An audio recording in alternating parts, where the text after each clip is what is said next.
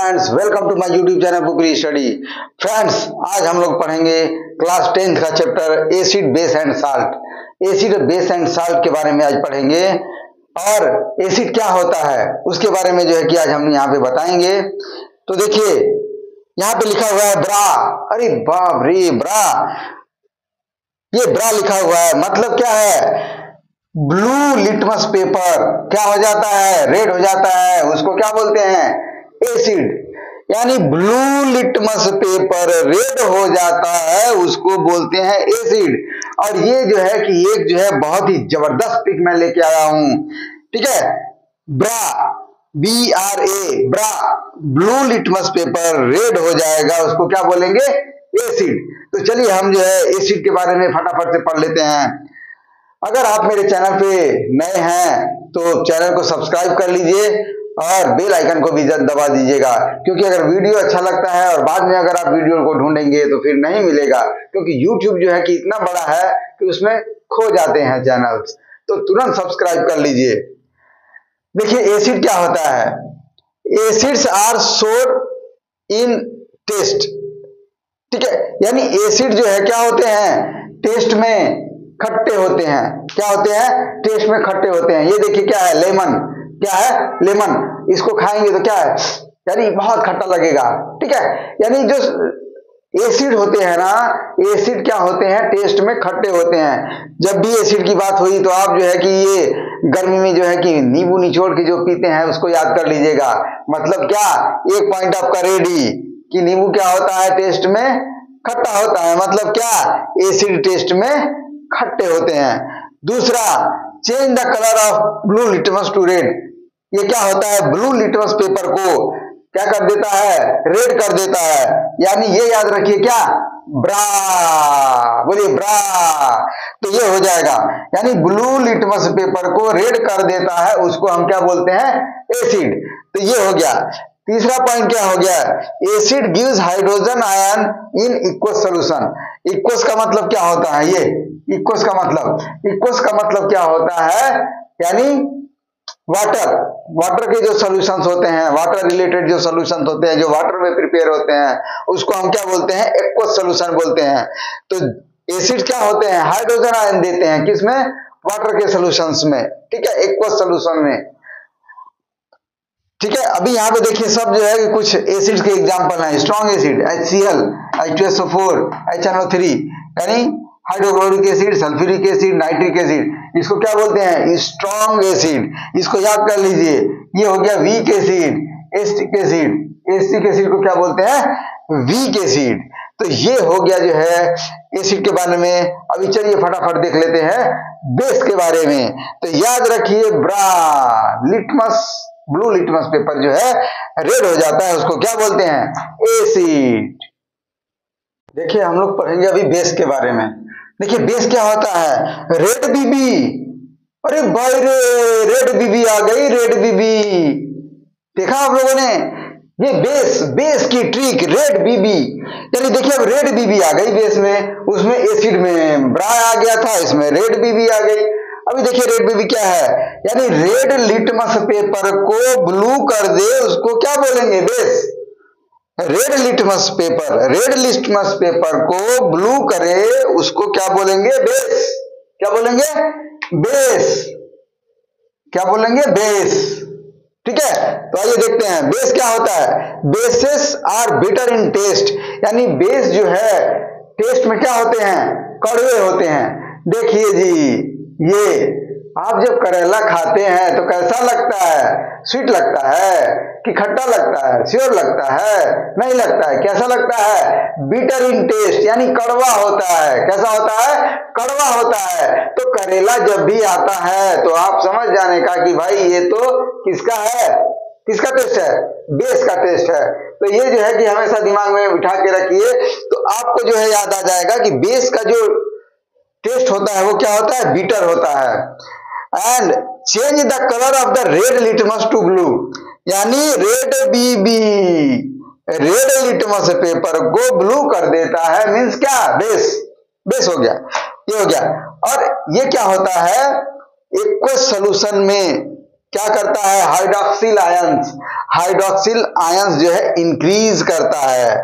और strong base देख लेते हैं। स्ट्रॉन्ग बेस इधर जो है KOH, ठीक है, पोटेशियम हाइड्रोक्साइड है, सोडियम हाइड्रोक्साइड है। वीक बेस अमोनियम हाइड्रोक्साइड है, ठीक है। तो ये हो गए हमारे वीक बेस और स्ट्रॉन्ग बेस।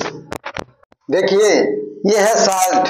साल्ट क्या होते हैं? Salts are the products of neutralisation reaction between acids and base. यानी एसिड और बेस के का जो न्यूट्रलाइजेशन रिएक्शंस होता है, उसका जो फाइनल प्रोडक्ट होता है वो क्या होता है? साल्ट होता है। एग्जांपल आपका NaCl, ठीक है, सोडियम क्लोराइड, ये क्या है? एक तरह का साल्ट है, ठीक है। ये क्या होता है? एसिड और बेस के न्यूट्रलाइजेशन रिएक्शंस के बाद जो प्रोडक्ट बनता है उसको हम क्या बोलते हैं? साल्ट बोलते हैं। अभी देखिए रिएक्शंस होते कैसे हैं? बेस प्लस एसिड, ये यानी बेस और एसिड का जब रिएक्शन होता है, न्यूट्रलाइजेशन रिएक्शन, तो साल्ट बनता है और क्या बनता है? वाटर बनता है। अभी ये जो है यहाँ पे देखिए सोडियम हाइड्रोक्साइड है, क्या है? सोडियम हाइड्रोक्साइड है। और ये HCl से, जब HCl से न्यूट्रलाइजेशन रिएक्शन करता है तो यहाँ पे क्या बन जाता है? सोडियम क्लोराइड जी, ठीक है। अब क्या होता है? खाना खाने बैठते हैं, साल्ट कम हो गया, तुरंत क्या किया? NaCl सोडियम क्लोराइड ला के डाल दिया, ठीक है। तो ये बन गया यहाँ पे साल्ट। क्या बन गया? साल्ट बन गया। और ये बन गया आपका वाटर। तो ये हुआ आपका साल्ट, ठीक है।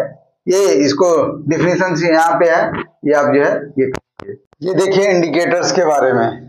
देखिए इंडिकेटर्स क्या होते हैं, ठीक है। इंडिकेटर्स क्या होते हैं? The substances that change their colour into an acid और an alkaline solution to indicate the presence of an acid और बेस आर कॉल्ड इंडिकेटर्स।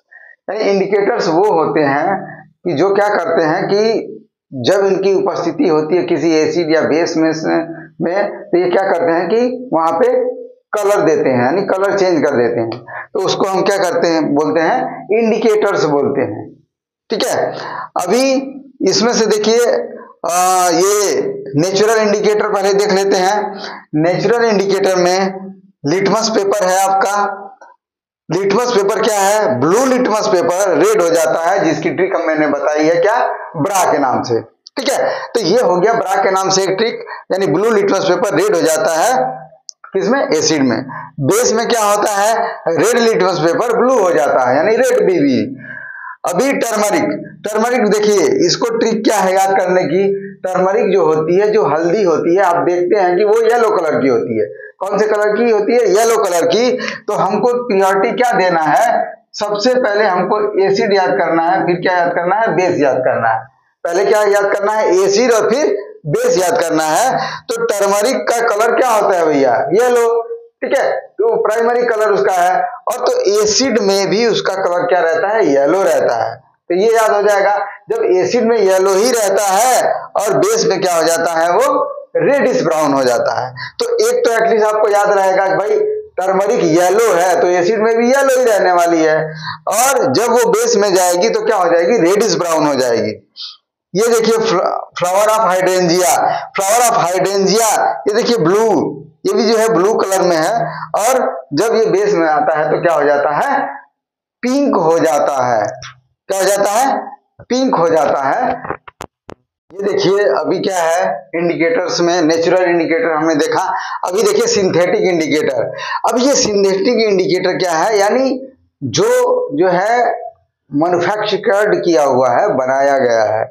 तो फिनाफ्थलीन, फिनाफ्थलीन इंडिकेटर और मेथिल ऑरेंज इंडिकेटर्स क्या है? सिंथेटिक इंडिकेटर है। अभी फिनाफ्थलीन इंडिकेटर क्या करता है? एसिड सॉल्यूशन में ये कलरलेस रहता है। कैसा रहता है? कलरलेस रहता है। और बेस सॉल्यूशन में पिंक हो जाता है और न्यूट्रल सॉल्यूशन में कलरलेस होता है।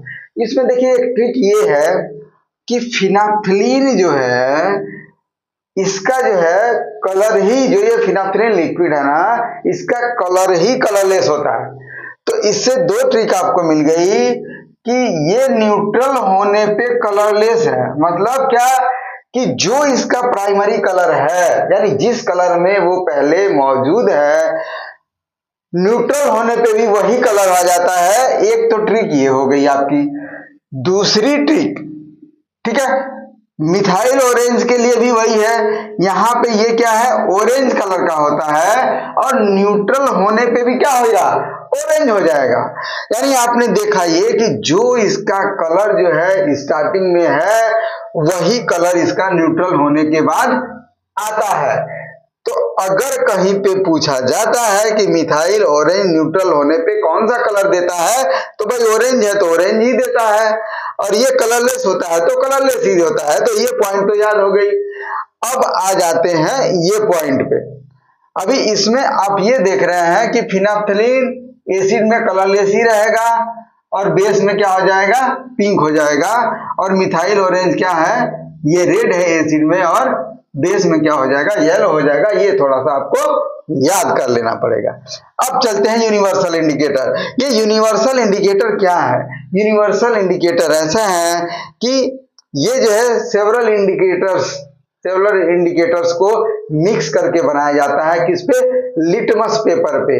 लिटमस पेपर पे बहुत से इंडिकेटर्स को मिक्स करके क्या बनाया जाता है, यूनिवर्सल इंडिकेटर बनाया जाता है। ठीक है। जैसे अपना क्या है, यूनिवर्सल सॉल्वेंट क्या है, वाटर, यानी वाटर को मोस्ट ऑफली सभी लोग पी सकते हैं, यूज कर सकते हैं। उसी तरह से ये इंडिकेटर एसिड बेस किसी में भी कलर दे सकता है, इसलिए इसको यूनिवर्सल इंडिकेटर बोलते हैं। और ये जो है सेवरल इंडिकेटर्स को मिला के बनाया जाता है। किस पे बनाया जाता है, लिटमस पेपर पे बनाया जाता है। किस पे बनाया जाता है, लिटमस पेपर पे। अब आ जाते हैं ओल्फैक्टरी इंडिकेटर।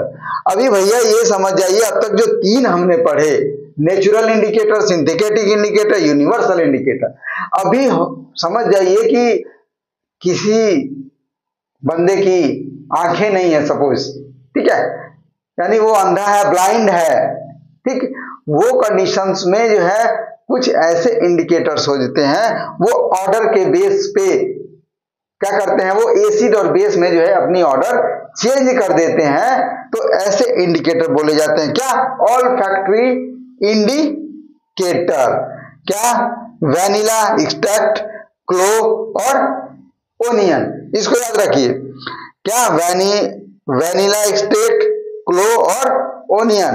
अभी देखिए ये जो क्लो होती है, क्लो का शेप जो है इस तरह से होती है, क्लो,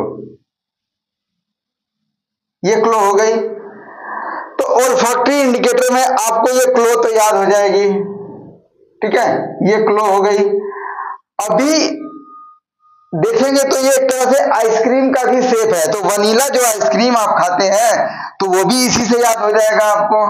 भाई क्लो का शेप में वनीला मतलब आइसक्रीम भी याद करने का एक ट्रिक है कि ये क्लो है, क्लो का शेप जो है आइसक्रीम जैसा हो गया, यानी वनीला आइसक्रीम आपके दिमाग में तुरंत आ जाएगी। भाई क्लो को ऐसे ले लिया हमने तो क्या हो गया, आइसक्रीम, यानी कौन सी, वनीला जैसी हो गई। तो ये जो है वनीला आइसक्रीम जैसी हो गई। अभी क्या है, ओनियन आपको एक याद कर लेना पड़ जाएगा। तो फ्रेंड्स, यदि आप हमारे चैनल पे नए हैं, ठीक है, तो चैनल को सब्सक्राइब कर लीजिए और एक प्यारा सा कमेंट भी कर लीजिए, और हम फिर अगले नेक्स्ट पार्ट में, नेक्स्ट वीडियो में मिलेंगे।